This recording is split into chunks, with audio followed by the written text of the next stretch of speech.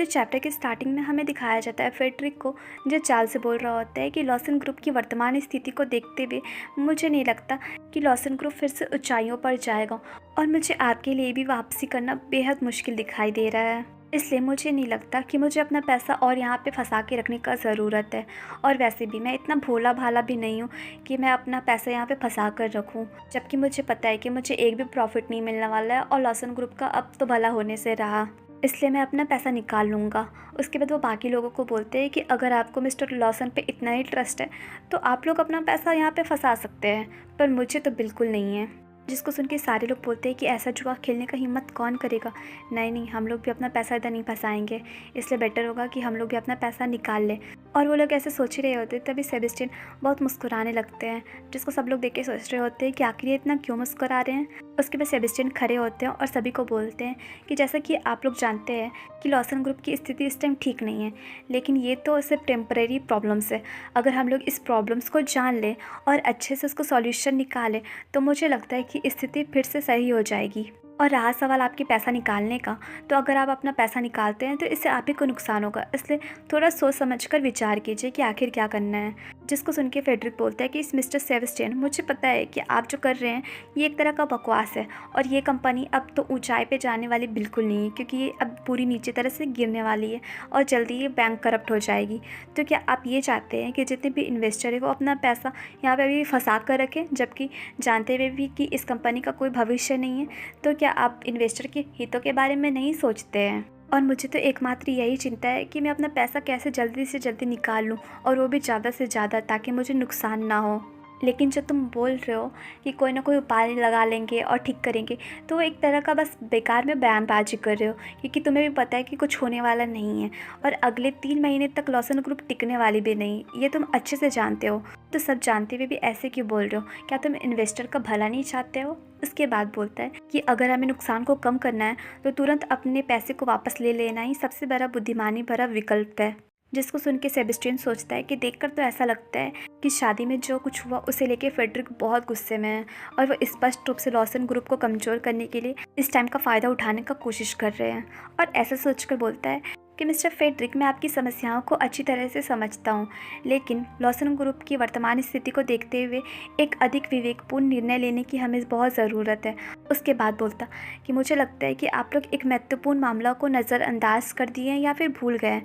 क्या आप लोग भूल गए कि 3 महीना पहले मिस्टर चार्ल्स लॉसन को यहाँ पे कंपनी में सिर्फ टेम्पररी CEO बनाया गया था, जबकि अभी भी हमारे रियल CEO ट्रिस्टन लॉसन है, जो कि इस टाइम घर पे हैं क्योंकि उनका हेल्थ कंडीशन ठीक नहीं था। लेकिन मैं आप लोगों को बता दूं कि इस टाइम 3 मंथ हो चुके हैं और मिस्टर ट्रिस्टन लॉसन का हेल्थ भी सही हो चुका है और इस टाइम हमारी कंपनी बहुत बड़ी बुरे सिचुएशन में फंसी हुई है। तो मुझे लगता है कि उन्हें वापस बुलाने का यही सही टाइम है। जिसको सुन के चार्ल्स पूरा शॉक्ड हो जाता है।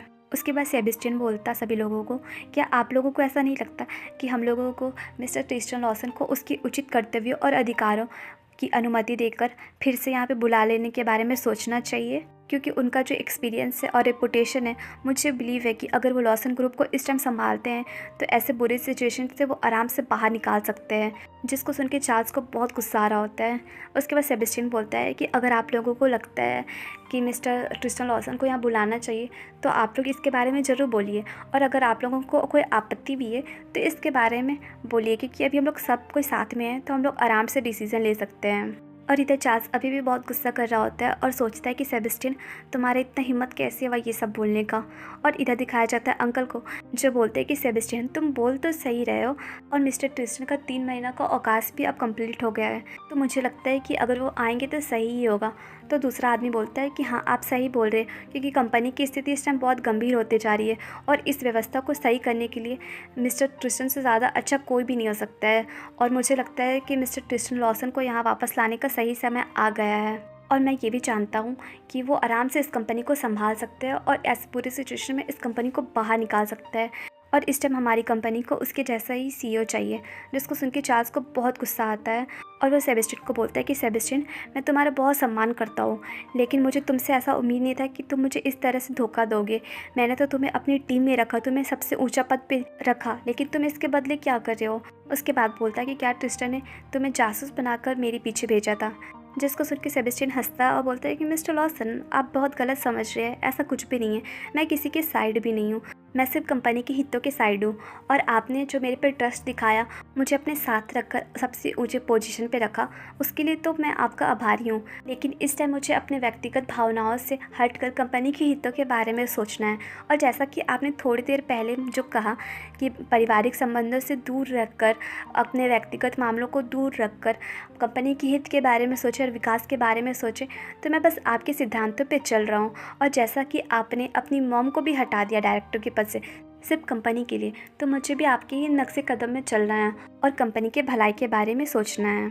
जिसको सुन के चार्ल्स को बहुत गुस्सा आ रहा होता है, लेकिन वो अपना बिछाया जाल में खुद ही फंस जाता है, इसलिए कुछ नहीं बोल पाता। उसके बाद सेबेस्टियन बोलते कि आप इस टाइम लॉसन ग्रुप के वर्तमान CEO हैं और आपने अपनी मॉम को डायरेक्टर पद से हटा दिया है। और ये खबर जब बोर्ड डायरेक्टर के पास पहुंचेगी तो बहुत हंगामा मच जाएगा और लोगों के बीच मतभेद पैदा हो जाएगा, जिसके कारण हमारे लॉसन ग्रुप के मार्केट, शेयर मूल्य सब में बहुत बुरा प्रभाव पड़ेगा। उसके बाद वो मिस्टर जीमर को बोलता है कि मिस्टर जीमर, आपको तो पता ही है कि ट्रिस्टन लॉसन कितने प्रभावशाली इंसान हैं और वो क्या से क्या कर सकते हैं और उनका रेपुटेशन कितना हाई है, आपको तो सब कुछ पता है। तो अगर वो लॉसन ग्रुप में वापस आते हैं तो उनका अनुभव, उनका रेपुटेशन और उनका जो बिज़नेस कनेक्शन है उसको देखते हुए मुझे पूरा यकीन है कि वो फिर से लॉसन ग्रुप को ऊंचाइयों तक ले जाएंगे, जिससे लोगों का विश्वास भी हमारी कंपनी में फिर से पहले की तरह हो पाएगा या फिर उससे भी ज़्यादा अच्छे से हो पाएगा। तो आप क्या सोचते हैं? उसके बाद बोलते हैं कि क्या आप लोग अभी भी अपना पैसा यहाँ से निकालने के बारे में सोच रहे हैं? और मिस्टर जीमर, आप भी बताइए, आपके मन में क्या चल रहा है, आप क्या सोचते हैं? पर जीमर अभी भी कुछ नहीं बोल रहे होते हैं, तो सेबेस्टियन बोलते हैं कि ठीक है, चलो हम लोग वोट करते हैं। यहाँ पे जितने लोग भी हैं सब लोग वोट करेंगे कि ट्रिस्टन को वापस लेकर आना है या नहीं।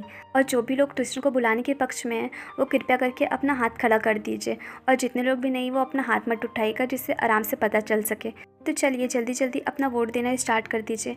तभी एक अंकल अपना हाथ उठा लेते हैं और बोलते हैं कि इस टाइम कंपनी का करेंट सिचुएशन अनस्टेबल है, तो मुझे लगता है कि ट्रिस्टन को यहाँ पे बुला लेना ही ज़्यादा बेटर होगा, क्योंकि वही इस कंपनी को संभाल सकता है।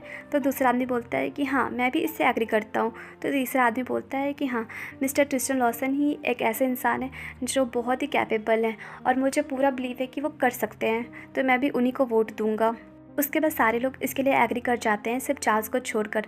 और चार्ल्स इतने गुस्से में अपना मुंह बनाकर बैठा होता है, जिसे फेडरिक भी नोटिस कर लेता है और मन में सोचता है कि लूज़र, ये हमेशा लूज़र ही रहेगा। उसके बाद वो खड़े होकर सभी लोगों को बोलते हैं कि जैसा कि आप लोगों ने जो डिसीज़न लिया है कि ट्रिस्टन को वापस बुला लिया जाए, तो मैं आप लोगों के डिसीज़न का रिस्पेक्ट करता हूँ। और जो पैसा मैंने इस कंपनी में इन्वेस्ट किया है, मैं उसे अभी नहीं निकालूंगा, ये सब टेम्पररी है। एक बार जब मिस्टर ट्रिस्टन इस कंपनी को आकर संभाल ले, तब मैं आगे कोई डिसीज़न लूँगा, तब तक मैं कोई पैसा नहीं निकालूंगा। और अगर सब कुछ सही रहा तो हमारा जीमर कंपनी और पैसा इन्वेस्ट कर सकता है लॉसन कंपनी में। और अब मैं ट्रिस्टन के साथ मीटिंग करने के लिए पूरा एक्साइटेड हूँ। जिसको सुन के सारे लोग थोड़ा राहत का सांस लेते हैं और वो लोग भी डिसीज़न लेते हैं कि वो अपना पैसा नहीं निकालेंगे और ट्रिस्टन का आने का वेट करेंगे। और अगर ट्रिस्टन अच्छे से सब कुछ संभाल लेता है तो ये लोग और पैसा इन्वेस्ट करेंगे। उसके बाद सीन शिफ्ट होता है और हमें दिखाया जाता है वीवी को, जो किसी पेपर में साइन कर रही होती है। तभी वहाँ पे एक स्टाफ आती है और बोलती है, मिस मुर्रे को आपसे मिलने के लिए आए हैं। और वो बिज़नेस कार्ड देकर बोलती है कि ये उनका बिज़नेस कार्ड है। तो वीवी उस बिज़नेस कार्ड को देखती है कि आखिर वो कौन है। और इधर दिखाया जाता है चार्ल्स को, जो कि वीवी के ऑफिस में आया होता है और अपना कुछ कुछ सोच रहा होता है। तभी वहाँ पे वीवी आती है और बोलती है कि क्या तुम मेरे से मिलना चाहते थे। तो गाइस, ये चैप्टर यहीं पे एंड हुआ और आप लोग मुझे कमेंट करके सब बताइएगा कि ये स्टोरी आप लोगों को कैसी लग रही है। और अगर अच्छी लग रही हो तो प्लीज़ चैनल को लाइक, शेयर एंड सब्सक्राइब कीजिए और हाइप करना भी ना भूलें। Bye bye.